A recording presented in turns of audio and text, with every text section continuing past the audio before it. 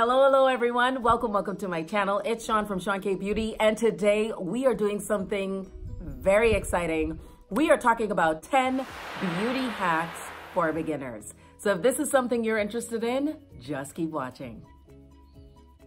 So if you're new to my channel, please subscribe. Do give this a thumbs up if you find it to be helpful. Some of these hacks you have not heard before because it's going to be right here from a microbiologist perspective, what you need to do to make sure that you are enjoying your makeup. So hack number one is simply this. When you pick up your makeup from Ulta or Sephora or wherever you're buying it from, even if it's online from the actual manufacturer, you want to sanitize your makeup. It is not safe for you to assume that this makeup was already sanitized and shipped out to you, or if it's sitting on the shelf, which we all have access to packaging, because some of these makeup items are not sealed, that all of them are going to be sanitized. So key number one, or tip number one, is actually sanitizing your makeup. 70% isopropyl alcohol. Just take a napkin or some sort of cloth that's really clean and wipe off that top layer, whether it's your eyeshadow, your lipstick, whatever it is, except setting powder. Setting powders tend to have that little plastic seal over the perforations in the plastic, so you probably would be all good there. But when I'm talking sanitization, I'm talking about like your eyeshadows, your lipsticks, the blushes, everything that you purchase, even the eye pencils, if they don't have that plastic seal on them. Like I know NYX has a plastic seal, but you'd be amazed. There's some, even on the high-end side of eyeliners and whatnots that are just in a box, but they don't have a plastic seal on them. Does that mean that they haven't been opened, manipulated, swatched on hands and whatnot?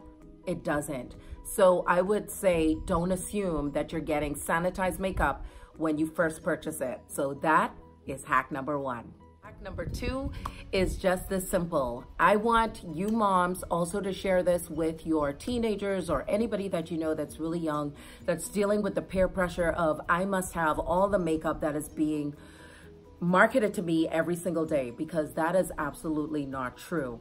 In fact, Scott Barnes, when he first started out, used one lipstick to do multiple things like blush, lid color, lip color, brow bone highlight. Like, you can use whatever you have, whether it's a lipstick to give you that nice creamy blush finish on your cheeks. You can use it on your lids. You can use it on your lips. It has multiple purposes. So use what you have and don't feel the pressure of feeling like, oh my gosh, I need to buy everything that's being marketed to me and use it for that particular purpose. For example, Fenty Beauty, the Mocha Mami bronzer. I use that today on my as a transition shade. I also use that as the bronzer. You can also use that on your lips, and it really gives you this beautiful brownie brick color. So ladies, that's a quick tidbit there. Also, I've got the Jouer Jet Set palette. I want to show you guys this because it's an everyday palette. I travel with this, especially when I have morning flights and I want to get glam really quickly. I'll take this in the bathroom. So here's the great thing. This shade that's called Cloud 9, this shade here, you would think you can't use this on your lips, and my camera probably isn't, there we go. You can use this on your lips. This color here that's called First Class, one of my favorites. You can use this on your lips, you can use this on your cheeks, you can use this on your lid. This black shade called Black Card, I use this not only to have a smoky look on my eyes, I also use this on my waterline. You can also use this on your lips. All of these shades you can use on your lips and just line it with a nice NYX pencil or any sort of pencil. I've used pretty much all of these for multiple purposes. So that's what I want to get you guys to see, that if you're a beginner, you don't need to spend a ton of money on makeup, because literally if you have the basics, you can do multiple purposes with it. All right, so let's move on to hack number three. Hack number three is simply this: brows. When you're starting off and you're trying to draw your brows, you want to make sure to line underneath the brow, line on the top of the brow, and then fill it in.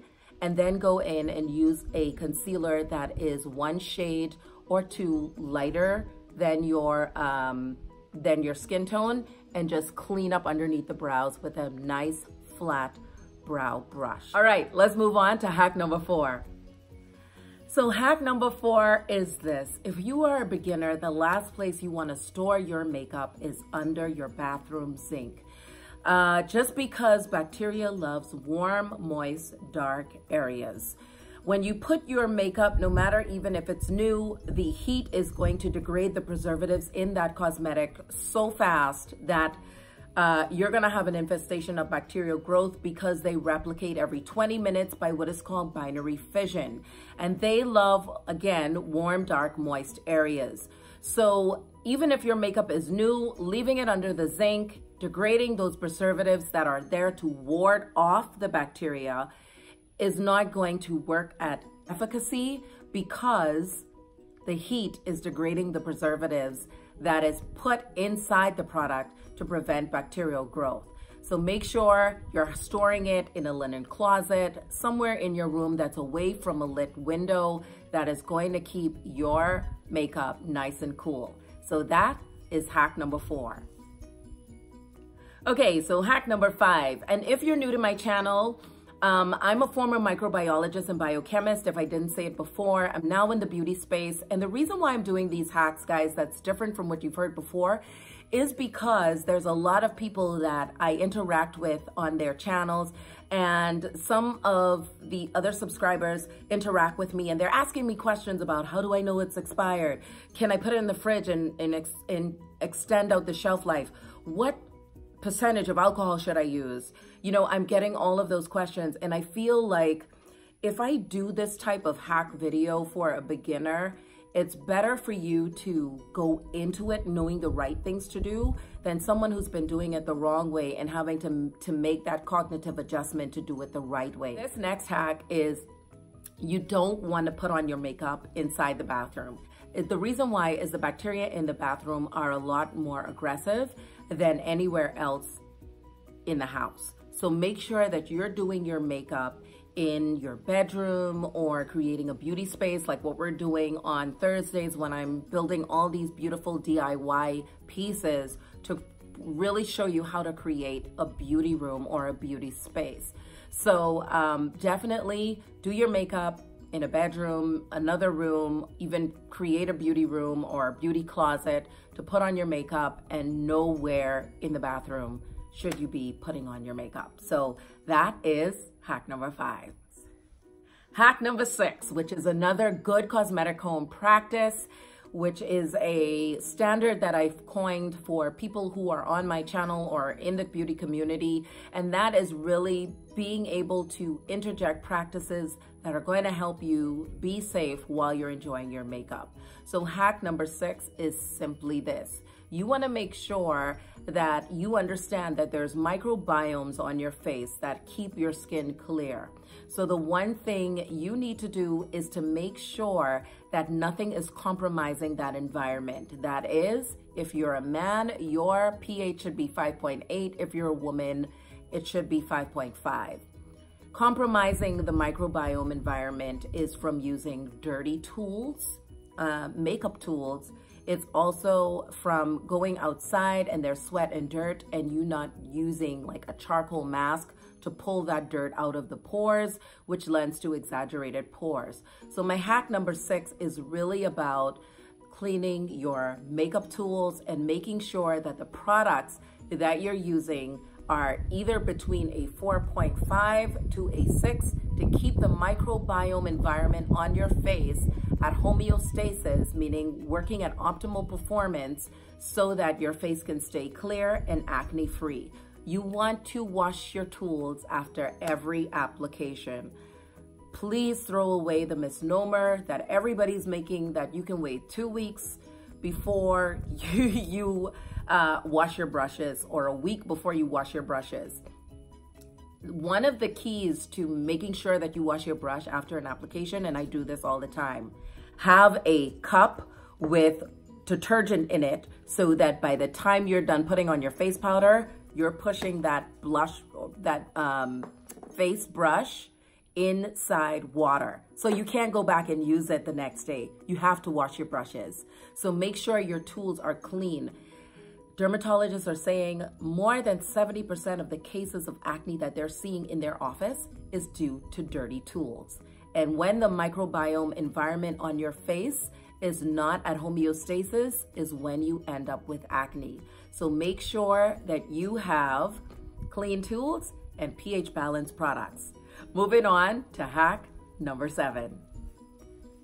Hack number 7. Okay, here we go. We are talking about pulling out dirt and grime from the skin, and that is through masks. No matter your skin type, a clay or a charcoal mask is going to pull any dirt, makeup residue, free radicals, sweat, anything that is sitting in the pores on the daily out of the skin. So every time we're putting on makeup, we're using tools. We're pressing foundation and powder and eyeshadows. We're putting it all onto our skin that is in turn getting into our pores. So the thing you want to do is exfoliate the skin, and you can do that.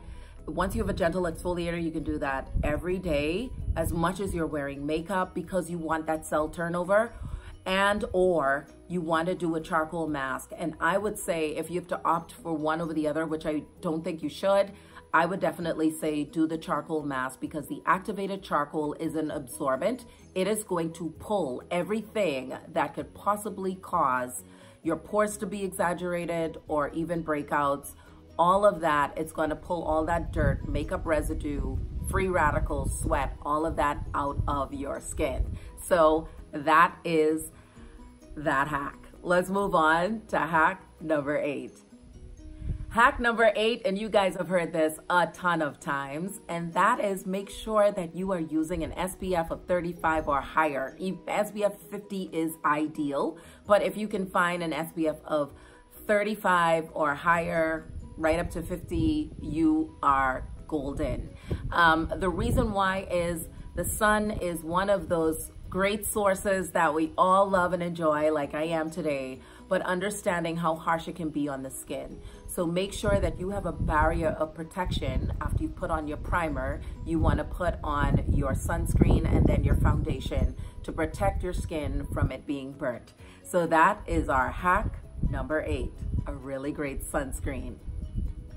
Hack number 9 is a makeup hack. Okay, so you're doing your eyeshadows for the first time and you really don't know how far this way, I want to show you one here. You don't know how far this way you should go, how far out. So the one thing you want to do, sometimes you can use tape. I am on the fence about the tape thing that every lady is putting on the side and then they're pulling it off.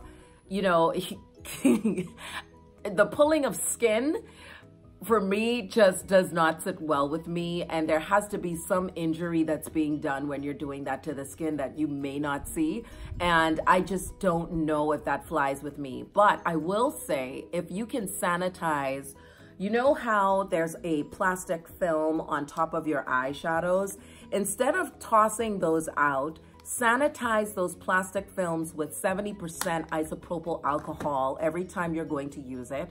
Line it up at an angle on the side of your face, not having this touch my face, but on the side of your eye, right on that bottom lash line. And that is how far you want to bring your makeup out. So make sure you're keeping your films in your eyeshadow, and they're the perfect rectangular and sometimes square shape that you can use, especially in something like this. This is compact enough, and I do keep the films from these. Even the Jackie Aina palette, I kept the film and I just used it to etch out the outsides of my eyeshadow just so I can have a clean look. And if you don't want to do that, you can actually, you could go with the tape method if you want to, but there's shields that they actually sell that you can use. But if you don't want to buy them, you don't have to. You can use a business card that is clean. Make sure you spray it with isopropyl alcohol, wait for it to dry. Nobody is sanitizing this stuff before they put it onto the skin. The thing is, you have to sanitize your product. It's just like when a mom says to their kid, wash your hands. because germs are everywhere, okay? So you wanna make sure that you're sanitizing the business cards, the film, whatever it is that you're going to use to line up on the side of your bottom water line so that you know how to bring your makeup out. And that would be hack number 9. Let's move on to our last hack. My last and final hack to anybody who is new and a beginner. There's vitamin C products being thrown at us every 2 seconds, brightening masks, that kind of thing.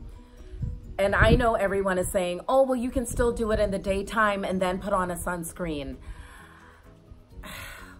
There's a fine line with still getting burnt in that area, just because vitamin C is not a stable,